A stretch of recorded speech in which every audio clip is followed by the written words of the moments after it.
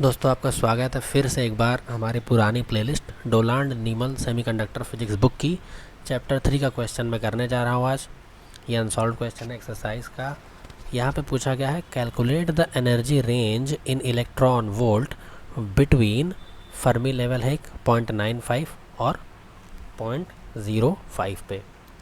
यहाँ पे Fermi energy दिया गया है 5 इलेक्ट्रॉन वोल्ट और हमें टेम्परेचर दिया गया है T=200 और T=400। चलिए शुरू करते हैं आज सॉल्यूशन से। देखिए सबसे पहले हम लोग क्या जानते हैं, जो भी हमारा एनर्जी लेवल होता है वहाँ पे अगर इलेक्ट्रॉन को फाइंड करने की जो प्रोबेबिलिटी होती है उसको हम लोग क्या लिखते हैं, उसको हम लिखते हैं देखो फर्मी फंक्शन। ठीक है, इसका फॉर्मूला होता है 1/1 + e⁻e EF बाई KT।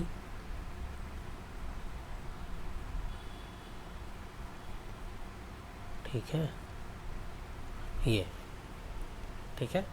तो अब यहाँ पे देखो सबसे पहले आपको बता देता हूँ ये क्या होता है।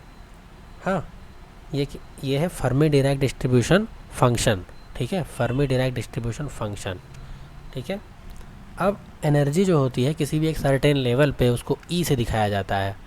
ठीक है, ओ EF ये आपकी फर्मी एनर्जी होती है, ये आपका बोल्ट्जमैन कांस्टेंट होता है, टेम्परेचर इन केल्विन होता है। ठीक है, आगे बढ़ते हैं इसी सॉल्यूशन में और बात करते हैं टेम्परेचर T=200 की। ठीक है, टेम्परेचर T=200 केल्विन। ठीक है, अब आप अगर 200 केल्विन को पुट करेंगे है ना, तो KT की वैल्यू क्या आ जाएगी।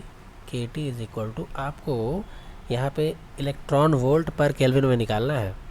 ठीक है, तो K की वैल्यू इलेक्ट्रॉन वोल्ट पर केल्विन में 8.62 इंटू 10⁻⁵ इलेक्ट्रॉन वोल्ट पर केल्विन इंटू 200 केल्विन। केल्विन से केल्विन कैंसिल हो जाएगा। KT की वैल्यू क्या आ जाएगी आपकी 0.017267 इलेक्ट्रॉन वोल्ट। ठीक है, तो यहाँ पे की टेक अवे ये है कि इलेक्ट्रॉन वोल्ट में K की वैल्यू 8.62 इंटू 10⁻⁵ इलेक्ट्रॉन वोल्ट पर केल्विन होता है। ये दिया भी जा सकता है और नहीं भी दिया जा सकता है, आपको याद होना चाहिए। 8.62 इंटू 10⁻⁵ हमने निकाल लिया है KT T=200 के लिए, है ना। अब हम E1 पे निकालेंगे आंसर। ठीक है, तो आइए देखते हैं। यहाँ पे हम लोग E1 की वैल्यू क्या दी हुई है, देखिए ज़रा 0.95। ठीक है, E1 की वैल्यू निकालने के लिए FF जो है पहले क्या दिया हुआ है 0.95। ठीक है, तो अब 0.95 दिया हुआ है हमको, तो हमने 0.95 लिख दिया। हाँ, 1/1 प्लस e⁻E1 मान लो मैंने E1 निकालना है, माइनस देखो EF पता है, EF हम लोग को पता है, हम लोग इसको बाद में सब्स्टिट्यूट करेंगे। हाँ, अभी यहाँ पे कंजस्टेड हो जाएगा। हाँ, और यहाँ पे क्या आ जाएगा 0.017267 इलेक्ट्रॉन वोल्ट। ठीक है, ये आ जाएगा। अब आप ऐसा करिए, इसमें नेचुरल लॉग ले लीजिए और इसको रीअरेंज कर दीजिए। तो अगर आप ऐसा करते हैं जैसे कि ये वाले टर्म को उधर मल्टीप्लाई करके करते हैं तो क्या मिलेगा, देखिए अगर आप 1/0.95 करते हो, है ना, 1/0.95 तो आपको आ जाएगा ये, एक मिनट यहाँ से देखते हैं हम। देखिए तो 0.95 मल्टीप्लाई कर लीजिए plus 0.95 e⁻E1 minus EF upon 0.017267। ठीक है, =1 आ जाएगा। ठीक है, अब ये देखिए तो आपको यहाँ से क्या मिलेगा, E1 माइनस EF अपॉन 0.017267 = 1/1 आप ये 1 माइनस 0.95 करेंगे तो कितना आ जाएगा 0.05। ठीक है, तो मैं इसको 0.05 लिख दूँ और नीचे 0.95 से डिवाइड कर दूँ, ये भी सही बात है। तो यहाँ से क्या मिलेगा, यहाँ से मिल जाएगा इसका वैल्यू क्या मिलेगा 1/19। क्यों 1/19, आप इसको डिवाइड करके देखना, आपको आ जाएगा 1/19। ठीक है, ये वैल्यू आप यहाँ पे कॉपी कर लीजिए सेम टू सेम, है ना। अब आप यहाँ पे नेचुरल लॉग ले लेंगे तो एक्सपोनेंट कैंसिल हो जाएगा। ठीक है, natural log, taking natural log on both side, taking natural log on both sides. ठीक है, तो अगर आप नेचुरल लॉग बोथ साइड्स में ले लेंगे तो आपको क्या आ जाएगा, E1 माइनस EF अपॉन 0.01726 0.017267 0.01717267। ठीक है, इसको मैं इरेज करता हूँ, 0.017267 इलेक्ट्रॉन वोल्ट में ही है ये, और यहाँ पे आ जाएगा ln 1/19 बराबर। अब देखते हैं E1 माइनस EF की वैल्यू क्या आती है। E1 minus EF is equal to, है ना, ये हो जाएगा 0.01726 इंटू ln 1/19। ठीक है, तो E1 की वैल्यू क्या आ जाएगी, EF प्लस ये वाली वैल्यू, है ना, बराबर। अभी देखिए, अगर आप इसको सिंप्लीफाई करेंगे, ठीक है, तो ये आएगा EF प्लस इसकी वैल्यू आएगी माइनस ऑफ 0.05804। ठीक है, तो E1 की वैल्यू कितनी आ जाएगी, यहाँ पे E1 की वैल्यू कितनी आ जाएगी, आप 5 ऐड कर दीजिए उस वैल्यू में जो आपकी आई है अभी, तो आपको E1 की वैल्यू मिल जाएगी। ठीक है, तो 5 माइनस 0.05804, तो यहाँ पे E1 की वैल्यू जो आ जाएगी, ठीक है, वो आ जाएगी, एक मिनट ज़रा,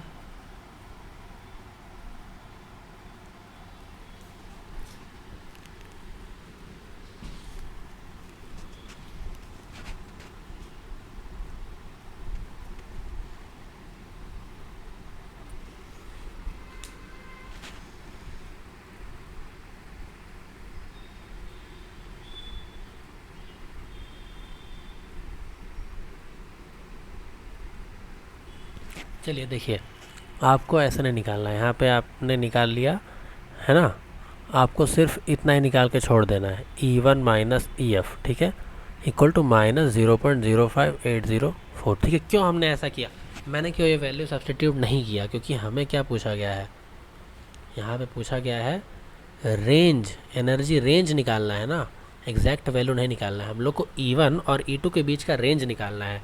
ठीक है, रेंज क्या होता है, जैसे दो एनर्जीज़ हैं, दो एनर्जी मेरे पास है, सपोज ये मेरा बैंड डायग्राम है, ठीक है, इसमें दो एनर्जी लेवल है, हाँ, इन दोनों के बीच का रेंज निकालना है, सपोज ये E1 है, ये E2 है ना, तो जो डेल्टा E होगा वही तो रेंज होगा, और वो कितना होगा, E2 माइनस E1 होगा। तो मैंने E1 निकाल लिया, कितना है E1 मान लो E1 equal to EF minus 0.05804, यह आ गया मेरे पास, है ना, लास्ट में ये वो कैंसिल हो जाएगा। तो अगर आप इसी क्वेश्चन में E2 रखेंगे, है ना, वैल्यू को E2 रख देंगे, E2 माइनस EF कर देंगे, ठीक है, तो यहाँ पे कितना दिया है प्रोबेबिलिटी दिया हुआ है 0.05। ठीक है, तो एक न्यू पेज लेके मैं आपको बता देता हूँ। देखिए, फॉर्मूला क्या होता है फर्मी का, फॉर्मूला होता है 1 प्लस e⁻² माइनस EF/kT। ठीक है, हमारे को अभी ये वाला वैल्यू 0.05 दिया है, पहले 0.95 दिया हुआ था, अब ये 0.05 दिया, 1 प्लस ई रेस टू, अब देखिए E two minus E F, E two minus E F, ठीक है, और यहाँ पे आएगा 0.017267, ठीक। तो इसको आप सब्स्टिट्यूट करेंगे, यहाँ आ जाएगा 0.05, 0.05, ठीक। तो देखिए यहाँ पे क्या आ जाएगा 0.05 plus 0.05 into e raise to, suppose ये कुछ तो एक्स वैक्स है, यहाँ पे एक्स लिख दिया मैंने, हाँ, उसको हम लोग सिंप्लीफाई कर लेंगे, इक्वल टू 1 हो जाएगा, ये 1 के बराबर आ गया मल्टीप्लाई करके। अब इसको आप 1 से डिवाइड करो, ठीक है, 1 माइनस करो तो क्या आ जाएगा 0.95 आ जाएगा आपका, यहाँ पे आ जाएगा 0.95 अपॉन ये 0.05, ठीक है। तो ये वैल्यू कितनी आ रही है आपकी 19 आ रही है, ये वैल्यू 19 आ रही है। तो अभी आप यहाँ से आगे आइए, तो ये वैल्यू कितनी हो जाएगी, अगर आप देखेंगे तो E raise to E two minus E F upon 0.017267, इसकी वैल्यू क्या आएगी 19 आएगी। एल एन लीजिए, taking natural log on both sides, taking L N on both sides, तो आपको क्या मिलेगा, आपको मिलेगा E two minus E F upon 0.01267 is equal to L N 19, है ना।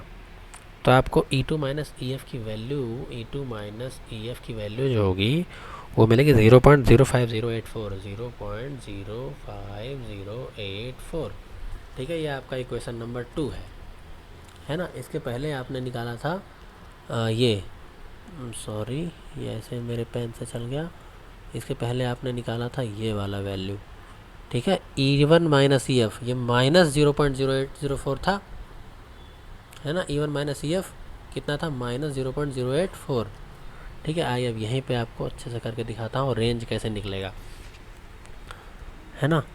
तो यहाँ पे देखिए E1 minus E F equal to minus of 0.05084, E2 minus E F is equal to 0.05084, ठीक है। तो एनर्जी रेंज क्या हो जाएगी भाई, delta is equal to E2 minus E1, ठीक है। तो E1, E2 क्या आ जाएगा, E2 आ जाएगा 0.05084 प्लस EF आ जाएगा, ये EF उधर जाएगा, माइनस माइनस माइनस ऑफ 0.05084, ठीक है, माइनस ऑफ 0.05084, ठीक है, प्लस प्लस EF।